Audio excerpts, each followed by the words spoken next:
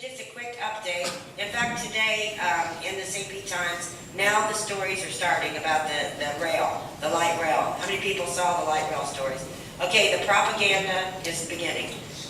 They passed the no tax for tracks, the tax swap, through the third committee as we expected. It's going to go before the House this week for a vote. We have no reason whatsoever to think that it's not going to be passed.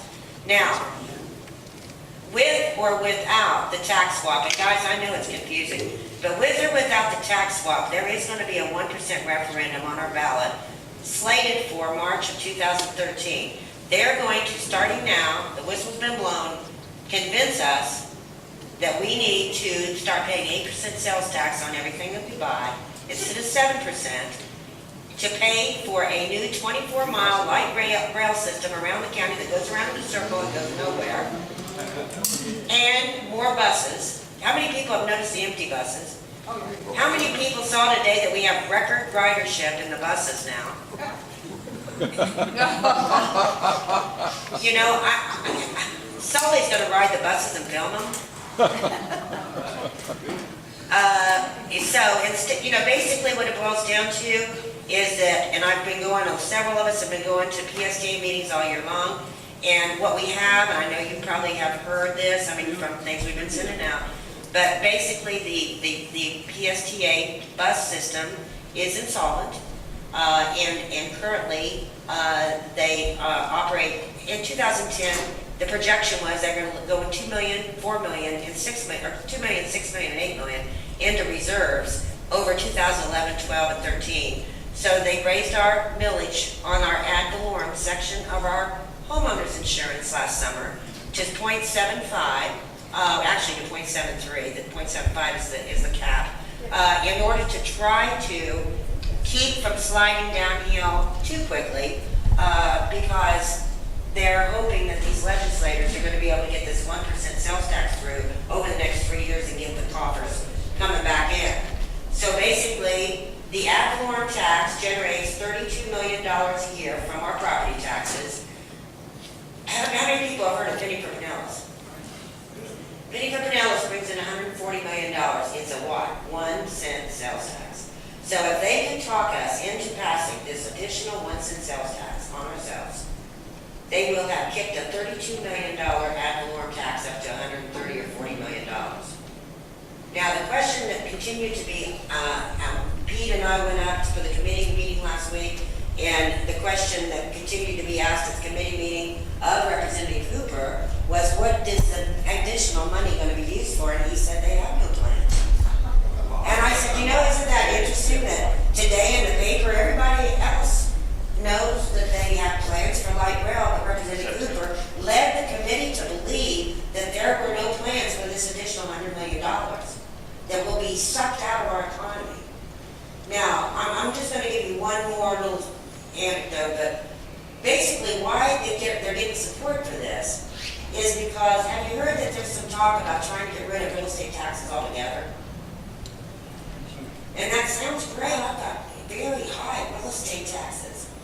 But there's no parity here. If you take a $32 million ad valorem and kick in a 1% and try to fool us into thinking, that's just a penny, what's a penny?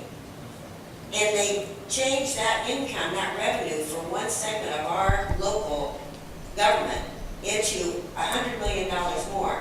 They already have 6 different areas. One is infrastructure, which was a penny for Pinellas. So guys, understand, Pinellas County has already, our state sales tax is 6%. We've already swallowed the 1% penny for Pinellas. Now they're going after the second penny. And there's actually 6 pennies that they can go after. If it was revenue neutral, that would be one thing. This is not revenue neutral. Each time they're going to possibly quadruple the money that they're bringing in on these different sections of our government. So we're not doing a question and answer right now. This is my editorial. Because, as you all know, we're doing sign waving, and if you agree with what we're saying, then of course we want you to join in and help us.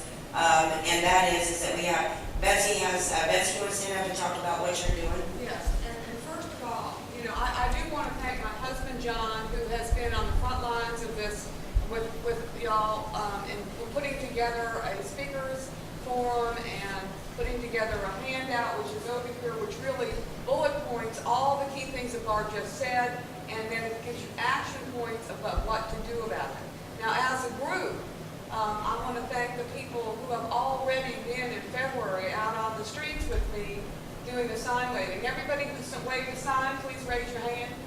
So so those of you who haven't, we invite you to join us. We have a schedule over here that goes through the whole month of March, and we're going to do that month to month until we defeat this. And I want to say one thing, we will defeat it. Okay, because we are on the right side of this issue. But it will take everybody in this room and a bunch more to put signs in their yard, to get out there on the street and let people know what's going on. Because it is fundamentally a complex issue. And so, you know, when you hit people with the fact that this is no tax, that will cinch the deal. But I want to just refer to one other thing. And whether you were on the side, you know, well, I'm going back now a couple years ago when Major League Baseball tried to take over Allied Field and place a huge new stadium in downtown St. Pete and make us pay for it. Okay, we were the only city in the whole United States of America that defeated that effort. Now, I love the Rays. I want the Rays to stay. It's not about that. It's about making us pay, you know, out of our pockets for a new stadium when we got a stadium. What the real point here is that there was a group of citizens just like us here today, and we defeated that. We were the only city in America that defeated Major League Baseball. We will defeat us like that. Thank you. Can I say one thing? I want to thank you for your good work. Yeah. I think we need to give her an applause. Yeah.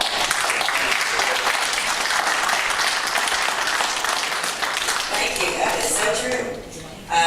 Betsi will shake it up. She gets us going.